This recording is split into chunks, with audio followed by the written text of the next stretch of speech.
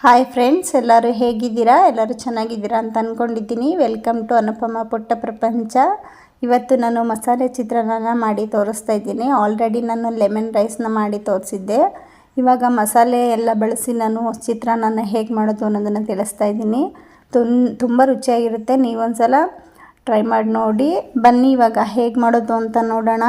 ನೋಡೋದಕ್ಕಿಂತ ಮುಂಚೆ ಯಾರು ಈ ವಿಡಿಯೋನ ಸಬ್ಸ್ಕ್ರೈಬ್ ಮಾಡದೆ ನೋಡ್ತಾ ಇದ್ದೀರಾ, ಈ ಕೂಡಲೇ ಸಬ್ಸ್ಕ್ರೈಬ್ ಮಾಡಿ, ಪಕ್ಕದಲ್ಲಿರೋ ಬೆಲ್ ಬಟನ್ನ ಕ್ಲಿಕ್ ಮಾಡಿ, ಆಲ್ ಅನ್ನೋ ಆಪ್ಷನ್ನ ಸೆಲೆಕ್ಟ್ ಮಾಡಿ, ಹಾಗೆ ನಿಮ್ಮ ಫ್ರೆಂಡ್ಸ್ಗಳಿಗೆಲ್ಲ ಶೇರ್ ಮಾಡಿ, ಲೈಕ್ ಮಾಡಿ, ಇದೇ ಥರ ಸಪೋರ್ಟ್ ಮಾಡ್ತಾಯಿರಿ. ಬನ್ನಿ ಇವಾಗ ತಡ ಮಾಡೋದು ಬೇಡ, ಹೇಗೆ ಮಾಡೋದು ಅಂತ ನೋಡೋಣ. ನೋಡಿ, ಇಲ್ಲಿ ನಾನು ಜೀರಾ ರೈಸು 2 ಲೋಟ ಅಕ್ಕಿನ ತೊಗೊಂಡಿದ್ದೀನಿ. ನೀವು ಯಾವ ಕ್ವಾಂಟಿಟಿನಲ್ಲಿ ಮಾಡ್ತೀರಾ ಅಷ್ಟು ಲೋಟ ಅಕ್ಕಿನ ನೀವು ತೊಗೋಬೋದು. ಇಲ್ಲಿ ನಾನು ಅರ್ಧ ಕಪ್ಪಷ್ಟು ಎಣ್ಣೆನ ತೊಗೊಂಡಿದ್ದೀನಿ. ಹಾಗೆ 1 ಸ್ಪೂನಷ್ಟು ಕಡಲೆ ಬೀಜನ ತೊಗೊಂಡಿದ್ದೀನಿ. ಹಾಗೆ 1 ಸ್ಪೂನಷ್ಟು ಕಡಲೆಬೇಳೆ, 1 ಸ್ಪೂನು ಉದ್ದಿನಬೇಳೆನ ತೊಗೊಂಡಿದ್ದೀನಿ. ಹಾಗೆ 1/4 ಟೀ ಸ್ಪೂನ್ ಸಾಸಿವೆ, 1/4 ಟೀ ಸ್ಪೂನ್ ಜೀರಿಗೆನ ತೊಗೊಂಡಿದ್ದೀನಿ. ಹಾಗೆ 5 ಹಸಿರುಮೆಣ್ಸಿನ್ಕಾಯಿನ ತೊಗೊಂಡಿದ್ದೀನಿ. ಹಾಗೆ 2 ಕಡ್ಡಿ ಕರಿಬೇವನ್ನ ತೊಗೊಂಡಿದ್ದೀನಿ. ಹಾಗೆ ರುಚಿಗೆ ತಕ್ಕಷ್ಟು ಉಪ್ಪು, ಅರ್ಧ ಟೀ ಸ್ಪೂನ್ ಅರಿಶಿನ ಪುಡಿನ ತೊಗೊಂಡಿದ್ದೀನಿ. ಇಲ್ಲಿ ಒಂದು ದಪ್ಪ ಸೈಜು ಈರುಳ್ಳಿನ ಈ ಥರ ಸಣ್ಣದಾಗಿ ಕಟ್ ಮಾಡಿ ಇಟ್ಕೊಂಡಿದ್ದೀನಿ. ಹಾಗೆ ಇಲ್ಲಿ 1 ನಿಂಬೆಹಣ್ಣನ್ನು ದಪ್ಪ ಸೈಜು 1 ನಿಂಬೆಹಣ್ಣನ್ನು ರಸನ ನಾನು ಈ ಥರ ಹಿಂಡ್ಕೊಂಡು ರಸನ ತೊಗೊಂಡಿದ್ದೀನಿ. ಹಾಗೆ ಬೆಳ್ಳುಳ್ಳಿನ ತೊಗೊಂಡಿದ್ದೀನಿ. 2 ಬೆಳ್ಳುಳ್ಳಿನ ಈ ಥರ ಬಿಡಿಸಿ ಇಟ್ಕೊಂಡಿದ್ದೀನಿ. ಹಾಗೆ ಸ್ವಲ್ಪ ಶುಂಠಿನ ತೊಗೊಂಡಿದ್ದೀನಿ. ಸ್ವಲ್ಪ ಕೊತ್ತಂಬರಿ ಸೊಪ್ಪನ್ನ ತೊಳೆದು ತೊಗೊಂಡಿದ್ದೀನಿ. ಇಲ್ಲಿ 4 ಲವಂಗ, 2 ಪೀಸ್ ಚಕ್ಕೆನ ತೊಗೊಂಡಿದ್ದೀನಿ. ಹಾಗೆ ಒಂದು 10 ಕಾಳು ಮೆಣಸಿನಕಾಳನ್ನು ತೊಗೊಂಡಿದ್ದೀನಿ. ಇಲ್ಲಿ ಅರ್ಧ ಕಪ್ಪಷ್ಟು ತೆಂಗಿನಕಾಯಿ, ಹಸಿ ತೆಂಗಿನಕಾಯಿ ಪೀಸನ್ನು ತೊಗೊಂಡಿದ್ದೀನಿ. ಇವಾಗ ಹೇಗೆ ಮಾಡೋದು ಅಂತ ನೋಡೋಣ. ಈಗ ನಾನು ಅಕ್ಕಿನ ತೊಳೆದು ಅನ್ನ ಮಾಡೋದಕ್ಕೆ ಇಟ್ಕೊಂಡಿದ್ದೀನಿ. ಇಲ್ಲಿ 4 ಲೋಟ ನೀರನ್ನು ಹಾಕ್ಕೊಂಡು ನಾನು ಅಕ್ಕಿನ ತೊಳೆದು ರೈಸ್ಗೆ ಇಟ್ಕೋತಾ ಇದ್ದೀನಿ. ಕರೆಕ್ಟಾಗಿ ನಾವು ಇಷ್ಟು ನೀರನ್ನು ಹಾಕ್ಕೊಂಡ್ರೆ ಚಿತ್ರಾನ್ನಕ್ಕೆ ಪರ್ಫೆಕ್ಟಾಗಿ ರೈಸು ರೆಡಿ ಆಗಿಬಿಡುತ್ತೆ. ಈಗ ರೈಸಿಗೆ ನಾನು ಸ್ವಲ್ಪ ಉಪ್ಪನ್ನು ಹಾಕ್ಕೊಂಡು 1 ವಿಷಲ್ನ ಕೂಗಿಸ್ಕೊತೀನಿ. ಈಗ ಇದನ್ನು ನಾವು 1 ವಿಷಲ್ನ ಕೂಗೋದಕ್ಕೆ ಇಟ್ಬಿಟ್ಟು ಗ್ಯಾಸ್ ಮೇಲೆ ಈಗ ನಾವು ಚಿತ್ರಾನ್ನಕ್ಕೆ ಮಸಾಲೆನ ಹಾಕ್ಕೊಳ್ಳೋಣ ಬನ್ನಿ. ಈಗ ನಾನು ಅರ್ಧ ಕಪ್ಪಷ್ಟು ತೆಂಗಿನಕಾಯಿನ ತೊಗೊಂಡಿದ್ನಲ್ಲ, ಅರ್ಧ ಕಪ್ಪು ಆ ಕಾಯಿ ತುರಿನ ಹಾಕೋತಾ ಇದ್ದೀನಿ. ಹಾಗೆ ಬೆಳ್ಳುಳ್ಳಿ, ಕೊತ್ತಂಬರಿ ಸೊಪ್ಪು, ಶುಂಠಿ, ಚಕ್ಕೆ, ಲವಂಗ, ಮೆಣಸು, ಒಂದು 10 ಕಾಳು ಮೆಣಸು ಹಾಕ್ಕೊಂಡ್ರೆ ಸಾಕಾಗುತ್ತೆ. ನೀವು ಖಾರ ಜಾಸ್ತಿ ಬೇಕು ಅಂದರೆ ಇನ್ನು ಸ್ವಲ್ಪ ಹಾಕ್ಕೊಳ್ಳಿ. ಹಾಗೆ 5 ಹಸಿರು ಮೆಣಸಿನ್ಕಾಯಿ, ಅರಿಶಿನ ಪುಡಿನ ಹಾಕ್ಕೊಂಡು ಇದಕ್ಕೆ ಸ್ವಲ್ಪ ನೀರನ್ನು ಹಾಕ್ಕೊಂಡು ತುಂಬ ನುಣ್ಣಗೆ ರುಬ್ಬಬಾರ್ದು, ಸ್ವಲ್ಪ ತರಿ ಇರುವಾಗೆ ನಾವು ರುಬ್ಕೊಳ್ಳೋಣ. ನೋಡಿ, ಇಷ್ಟು ರುಬ್ಕೊಂಡ್ರೆ ಸಾಕಾಗುತ್ತೆ. ನೀವು ಹಸಿರು ಮೆಣಸಿನ್ಕಾಯಿನ ರುಬ್ಬೋದಕ್ಕೆ ಹಾಕೋದಕ್ಕೆ ಇಷ್ಟ ಆಗಲ್ಲ ಅಂದರೆ ನೀವು ಒಗ್ಗರಣೆಗೆ ಬೇಕಿದ್ದರೂ ಹಾಕ್ಕೋಬೋದು.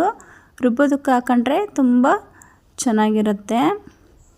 ಈಗ ನಾನು ಒಗ್ಗರಣೆನ ಮಾಡ್ಕೋತಾ ಇದ್ದೀನಿ. ಈಗ ಒಂದು ಕಡಾಯಿನ ತೊಗೊಂಡು ಅದಕ್ಕೆ ಎಣ್ಣೆನ ಹಾಕ್ಕೊಂಡು ಎಣ್ಣೆ ಕಾದ ನಂತರ ಸಾಸಿವೆ ಮತ್ತು ಜೀರಿಗೆನ ಹಾಕ್ಕೊಳ್ಳಿ. ಸಾಸಿವೆ ಜೀರಿಗೆ ಸ್ವಲ್ಪ ಚಿಟಪಟ ಅಂತ ಸಿಡಿದ ನಂತರ ನಾವು ಕಡಲೆಬೇಳೆನ ಹಾಕ್ಕೊಳ್ಳೋಣ.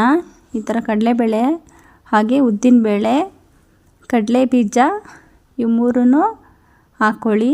ಹಾಕ್ಕೊಂಡು ಸ್ವಲ್ಪ ಕಲರ್ ಚೇಂಜ್ ಆಗೋವರೆಗೂ ನಾವು ಇದನ್ನು ಫ್ರೈ ಮಾಡ್ಕೋಬೇಕು. ಈ ಥರ ಆದಷ್ಟು ನೀವು ಲೋ ಫ್ಲೇಮಲ್ಲೇ ಇಟ್ಕೊಳ್ಳಿ, ಇಲ್ಲಾಂದರೆ ಸೀದೋಗ್ಬಿಡುತ್ತೆ ಕಡಲೆಬೇಳೆ, ಕಡಲೆ ಬೀಜ ಎಲ್ಲ. ಲೋ ಫ್ಲೇಮಲ್ಲೇ ಇದನ್ನು ನಾವು 1 ನಿಮಿಷ ಫ್ರೈ ಮಾಡ್ಕೋಬೇಕು. ಸ್ವಲ್ಪ ಕಲರ್ ಚೇಂಜ್ ಆಗೋವರೆಗೂ ಫ್ರೈ ಮಾಡ್ಕೊಳ್ಳಿ. ಈಗ ಇದು ಫ್ರೈ ಆಗಿದೆ ನೋಡಿ, ಇಷ್ಟು ಕಲರ್ ಬಂದರೆ ಸಾಕಾಗುತ್ತೆ. ನೋಡಿ, ಈ ಥರ ಕಲರ್ ಬಂದಮೇಲೆ ನಾವು ಈರುಳ್ಳಿನ ಹಾಕ್ಕೊಳ್ಳೋಣ. ಈರುಳ್ಳಿನೂ ಅಷ್ಟೇ ಸ್ವಲ್ಪ ಕಲರ್ ಚೇಂಜ್ ಆಗೋವರೆಗೂ ನಾವು ಫ್ರೈ ಮಾಡ್ಕೋಬೇಕು. ಹಾಗೆ ಕರಿಬೇವಿನ ಸೊಪ್ಪನ್ನು ಹಾಕ್ಕೊಂಡು ನೀಟಾಗಿ ಫ್ರೈ ಮಾಡ್ಕೊಳ್ಳಿ 1 ನಿಮಿಷ.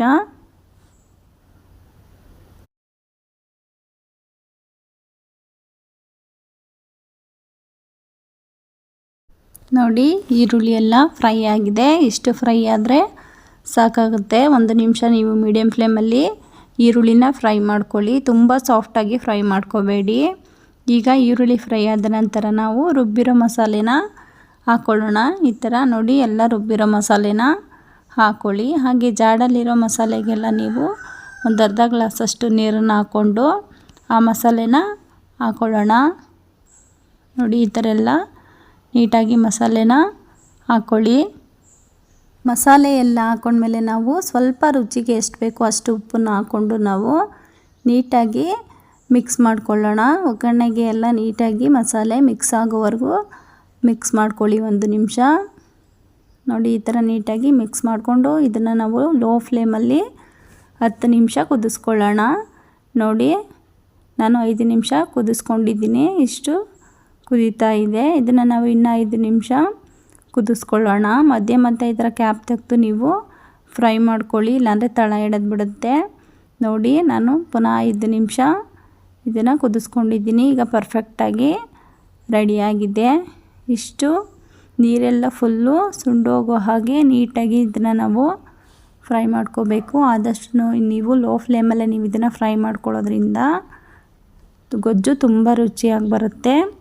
ಈಗ ಇದು ಆಗಿದೆ. ನಾನೀಗ ಲಾಸ್ಟಿಗೆ ಕೊತ್ತಂಬರಿ ಸೊಪ್ಪನ್ನು ಹಾಕ್ಕೊಂಡು ಇದನ್ನು ನಾನು ಮಿಕ್ಸ್ ಮಾಡ್ಕೊತೀನಿ ನೀಟಾಗಿ. ಈ ಥರ ಲಾಸ್ಟಿಗೆ ಕೊತ್ತಂಬರಿ ಸೊಪ್ಪನ್ನು ಹಾಕ್ಕೊಳ್ಳಿ, ತುಂಬ ಚೆನ್ನಾಗಿರುತ್ತೆ. ಹಾಗೆ ನಿಂಬೆ ರಸನೂ ಹಾಕೋತಾ ಇದ್ದೀನಿ. ನಿಂಬೆ ರಸನ ಹಾಕ್ಕೊಂಡು ಫ್ಲೇಮ್ನ ಆಫ್ ಮಾಡಿಬಿಡಿ.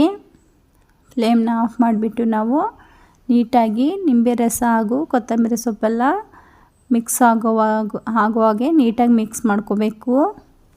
ನೋಡಿ ಈ ಥರ ನೀಟಾಗಿ ಮಿಕ್ಸ್ ಮಾಡ್ಕೊಳ್ಳಿ. ನಿಂಬೆಹಣ್ಣಿನ ರಸನ ನಾವು ಯಾವಾಗಲೂ ಫ್ಲೇಮ್ನ ಆಫ್ ಮಾಡಿಬಿಟ್ಟೆ ಹಾಕ್ಕೋಬೇಕು, ಇಲ್ಲಾಂದರೆ ಹಾಕಿದ ತಕ್ಷಣ ಫ್ಲೇಮ್ನ ಆಫ್ ಮಾಡಿಬಿಡಿ, ಆವಾಗ ತುಂಬ ರುಚಿಯಾಗಿ ಬರುತ್ತೆ ಗೊಜ್ಜು. ನೋಡಿ ಇವಾಗ ಮಸಾಲೆ ಚಿತ್ರಾನ್ನದ ಗೊಜ್ಜು ರೆಡಿಯಾಗಿದೆ. ಈಗ ನಾವು ನಾವೆಷ್ಟು ಕ್ವಾಂಟಿಟಿಗೆ ರೈಸ್ನ ಮಾಡ್ಕೊಂಡಿರ್ತೀವಿ ಅಷ್ಟು ನೀವು ಗೊಜ್ಜನ್ನು ಮಾಡಿಕೊಂಡು ರೈಸ್ನ ಮಿಕ್ಸ್ ಮಾಡಿಕೊಂಡು ಕಲಿಸ್ಕೋಬೋದು. ಚಿತ್ರಾನ್ನ ರೆಡಿಯಾಗಿಬಿಡುತ್ತೆ. ನೋಡಿ ನಾನು 5 ನಿಮಿಷ ಹುಣಸೆ ಹುಳಿ ಎಲ್ಲ ಬಿಟ್ಟು ಸ್ವಲ್ಪ ತಣ್ಣಗಾಗೋದಕ್ಕೆ ಗೊಜ್ಜನ್ನು ಬಿಟ್ಟಿದ್ದೆ. ನೋಡಿ ಈಗ ನಾನು ಸ್ವಲ್ಪ ಗೊಜ್ಜನ್ನು ಎತ್ತಿಟ್ಕೋತೀನಿ. ನಾನು ಇಬ್ರಿಗಾಗುವಷ್ಟು ಮಾತ್ರ ಚಿತ್ರಾನ್ನಕ್ಕೆ ಮಿಕ್ಸ್ ಮಾಡ್ಕೋತಾ ಇದ್ದೀನಿ. ನೋಡಿ ಈ ಥರ ಗೊಜ್ಜನ್ನ ನೀವು ಒಂದು ಬಾಕ್ಸಿಗೆ ಹಾಕ್ಕೊಂಡು ಸ್ಟೋರೇಜ್ ಮಾಡಿ ಫ್ರಿಜ್ನಲ್ಲಿ ಇಟ್ಕೋಬೋದು. ಯಾವಾಗ ಬೇಕಿದ್ರೂ ನಾವು ರೈಸ್ನ ಮಾಡಿಕೊಂಡು ಇದನ್ನು ಮಿಕ್ಸ್ ಮಾಡಿಕೊಂಡು ಚಿತ್ರಾನ್ನ ಮಾಡ್ಕೋಬೋದು. ನೋಡಿ ಇಲ್ಲಿ ನಾನು ರೈಸ್ನ ಮಾಡ್ಕೊಂಡಿದ್ದೆ, ಸ್ವಲ್ಪ ಆರೋದಕ್ಕೆ ಬಿಟ್ಟಿದ್ದೆ ರೈಸ್ನ. ಈಗ ರೈಸನ್ನು ನಾನು ಗೊಜ್ಜಿಗೆ ಮಿಕ್ಸ್ ಮಾಡ್ಕೋತಾ ಇದ್ದೀನಿ. ನೋಡಿ ಇಬ್ರಿಗಾಗುವಷ್ಟು ಎಷ್ಟು ಗೊಜ್ಜು ಬೇಕು ಅಷ್ಟು ಗೊಜ್ಜನ್ನು ನಾನು ಇಟ್ಕೊಂಡು ಮಿಕ್ಕಿದ್ದೆಲ್ಲ ಒಂದು ಬಾಕ್ಸಿಗೆ ಹಾಕಿ ಎತ್ತಿಟ್ಕೊಂಡಿದ್ದೀನಿ. ನಾವು ಇದನ್ನು ಗೊಜ್ಜನ್ನು 1 ತಿಂಗಳವರೆಗೂ 2 ತಿಂಗಳವರೆಗೂ ಬೇಕಿದ್ದರೆ ಸ್ಟೋರ್ ಮಾಡಿ ಇಟ್ಕೋಬೋದು. ಯಾರಿಗೆಲ್ಲ ತುಂಬ ಬ್ಯುಸಿ ಇರ್ತೀರ ಅವರೆಲ್ಲ ಈ ಥರ ನೀವು ಗೊಜ್ಜನ್ನು ಮಾಡಿ ಇಟ್ಕೊಂಡ್ರೆ ರೈಸ್ ಮಾಡಿಕೊಂಡು ನೀವು ಮಿಕ್ಸ್ ಮಾಡಿಕೊಂಡು ತಿನ್ಬೋದು. ತುಂಬ ರುಚಿಯಾಗಿರುತ್ತೆ, ಏನೂ ಹಾಳಾಗೋದಿಲ್ಲ. ನೀವು ಒಂದು ಸಲ ಟ್ರೈ ಮಾಡಿ ನೋಡಿ ಈ ಮೆಥಡ್ನಲ್ಲಿ, ತುಂಬ ಟೇಸ್ಟಿಯಾಗಿರುತ್ತೆ. ಮಕ್ಳಿಗಂತೂ ತುಂಬ ಇಷ್ಟ ಆಗುತ್ತೆ, ದೊಡ್ಡೋರು ಅಷ್ಟೇ ತುಂಬ ಇಷ್ಟಪಟ್ಟು ತಿಂತಾರೆ. ಹಾಗೆ ನಿಮಗೆ ಈ ಚಿತ್ರಾನ್ನ ರೆಸಿಪಿ ಇಷ್ಟ ಆದರೆ ನೀವು ಈ ರೆಸಿಪಿನ ಮಾಡಿ ನನಗೆ ಹೇಗೆ ಬಂತು ಅಂತ ಕಾಮೆಂಟ್ ಬಾಕ್ಸಲ್ಲಿ ತಿಳಿಸಿ.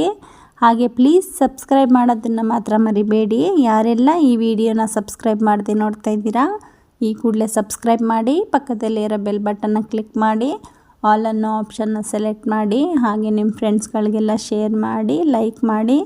ಇದೇ ಥರ ಸಪೋರ್ಟ್ ಮಾಡ್ತಾಯಿರಿ. ಇದೇ ಥರ ನೆಕ್ಸ್ಟ್ ವಿಡಿಯೋದೊಂದಿಗೆ ಸಿಗೋಣ. Thanks for watching. Bye friends.